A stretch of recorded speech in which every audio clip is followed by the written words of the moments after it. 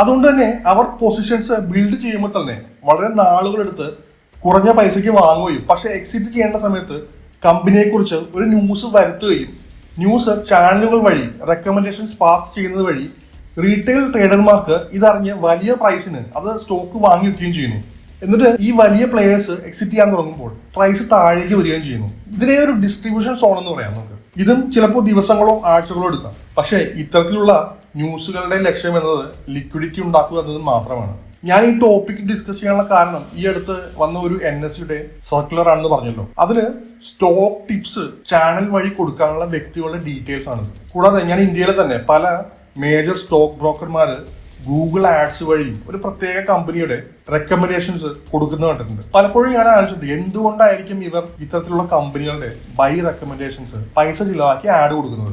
അതിന് ഒരേ ഒരു കാരണമുള്ളൂ, ലിക്വിഡിറ്റി ഉണ്ടാക്കുക എന്നല്ലാതെ വേറൊരു മോട്ടീവ് ഇല്ല. അപ്പോൾ നിങ്ങൾ ഇതുപോലൊരു ന്യൂസ് കേട്ട് സ്റ്റോക്ക് വാങ്ങി അകപ്പെട്ട് പോയിട്ടുണ്ടെങ്കിൽ ആ സ്റ്റോക്കിന്റെ പേരൊന്ന് കമന്റ് ചെയ്യുക. അപ്പൊ നമുക്ക് എങ്ങനെ, എവിടെ, എന്ന് ഇൻവെസ്റ്റ് ചെയ്യാൻ തുടങ്ങണം എന്ന് നോക്കാം. ആദ്യമായി എങ്ങനെ, അതിനായി പല മെത്തേഡുകളുണ്ട്. അതായത് നമുക്ക് ഏറ്റവും സിമ്പിളായി പറഞ്ഞാൽ ഫണ്ടമെന്റലി സ്ട്രോങ് ആയിട്ടുള്ള സ്റ്റോക്സ് 200 EMA എന്ന് പറയുന്ന ഒരു ടെക്നിക്കൽ ഇൻഡിക്കേറ്റേഴ്സ് അതിന്റെ അടുത്ത് വരുമ്പോൾ തന്നെ നമുക്ക് വാങ്ങിക്കാം. മറ്റൊരു മെത്തേഡാണ് ഫണ്ടമെന്റലി സ്ട്രോങ് ആയ സ്റ്റോക്കുകൾ തന്നെ ഒരു 52 വീക്ക് ലോ, അതായത് നമുക്ക് 52 വീക്ക് ഹൈയും ലോ ഉണ്ട്. ഇതില് 52 വീക്ക് ലോന്റെ ക്ലോസ്ലി വരുമ്പോൾ നല്ലൊരു ഫണ്ടമെന്റലി സ്ട്രോങ് സ്റ്റോക്ക് ആണെങ്കിൽ മാത്രം ഈ ഒരു സോണിൽ നമുക്ക് ബൈ ചെയ്യാം. കുറച്ചുകൂടി എഫിഷ്യന്റ് ആയ മെത്തേഡ് ആണെങ്കിൽ നമുക്ക് സ്റ്റേജ് 2 അപ് ട്രെൻഡ് സ്റ്റോക്കുകൾ നോക്കി ഇൻവെസ്റ്റ് ചെയ്യാം. സ്റ്റേജ് 2 അപ് ട്രെൻഡ് സ്റ്റോക്കുകൾ നോക്കുമ്പോൾ നമുക്കുള്ള ഗുണം എന്ന് വെച്ചാൽ എപ്പോഴും ഒരു കൺസോൾട്ടേഷനിൽ ഇരുന്ന ഒരു സ്റ്റോക്കുകളായിരിക്കും സ്റ്റേജ് 2ലേക്ക് വരുന്നത്. അപ്പോൾ എന്തായാലും ആ കൺസോൾട്ടേഷൻ കഴിഞ്ഞ് ഒരു ബ്രേക്ക്ഔട്ട് വരുമ്പോൾ ആ ബ്രേക്ക്ഔട്ട് നല്ലൊരു മൂവ് കിട്ടുകയാണെങ്കിൽ ഏകദേശം നമുക്കൊരു കുറച്ച് മൂവ് അതിനെടുത്ത് നമുക്ക് എക്സിറ്റ് ചെയ്യാവുന്നതാണ്.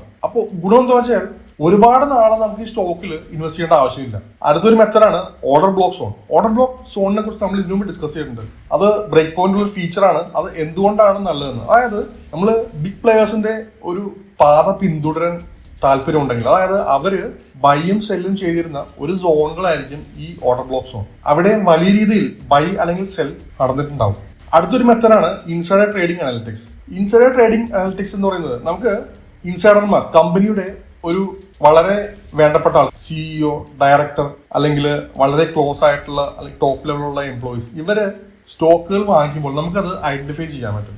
അത്തരത്തിലുള്ള സ്റ്റോക്കുകൾ നമ്മൾ ഐഡന്റിഫൈ ചെയ്ത് ഒരു പാറ്റേൺ കണ്ടുപിടിച്ച് ആ പാറ്റേൺ അനുസരിച്ച് നമ്മൾ ഇൻവെസ്റ്റ് ചെയ്യാൻ ഉപയോഗിക്കുന്ന ഒരു മെത്തേഡാണ് ഇൻസൈഡർ ട്രേഡിംഗ് അനലിറ്റിക്സ്. ഇത് ഉപയോഗിച്ച് നമുക്ക് നേരത്തെ തന്നെ ഈ കമ്പനിയുടെ വളരെ ക്ലോസ് ആയിട്ടുള്ള ആൾക്കാർ അവരുടെ സ്റ്റോക്കുകൾ വാങ്ങാൻ തുടങ്ങുമ്പോൾ തന്നെ നമുക്കും ഇൻവെസ്റ്റ് ചെയ്ത് തുടങ്ങാം.